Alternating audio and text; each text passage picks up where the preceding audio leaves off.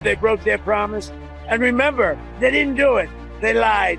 ইউরোপে নতুন করে নিরাপত্তা নিয়ে বড় আলোচনা শুরু হয়েছে। সম্প্রতি দ্য ওয়াল স্ট্রিট জার্নালের এক প্রতিবেদনে বলা হয়েছে, ইউরোপীয় দেশগুলো একটি সম্ভাব্য ইউরোপীয় ন্যাটো গঠনের পরিকল্পনা করছে। প্রতিবেদন অনুযায়ী এই পরিকল্পনার মূল লক্ষ্য হলো, যদি যুক্তরাষ্ট্র ভবিষ্যতে ন্যাটো থেকে সরে দাঁড়ায় তাহলে ইউরোপ যেন নিজেই তার নিরাপত্তা নিশ্চিত করতে পারে। এজন্য ইউরোপীয় কর্মকর্তাদের জোটটির গুরুত্বপূর্ণ পদগুলোতে বসানোর কথা ভাবা হচ্ছে, যাতে প্রয়োজনে তারা সরাসরি নেতৃত্ব দিতে পারে।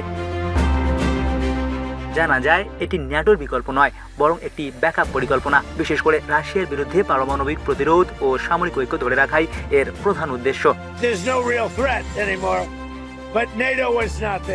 এই ধারণাটি গত বছর সামনে আসে, যখন ইউরোপীয় দেশগুলোর সঙ্গে যুক্তরাষ্ট্রের সম্পর্ক বেশ জটিল হয়ে ওঠে। বিশেষ করে দেশটির প্রেসিডেন্ট ডোনাল্ড ট্রাম্পের বিভিন্ন মন্তব্য ও নীতির কারণে এই আলোচনা গতি পায়।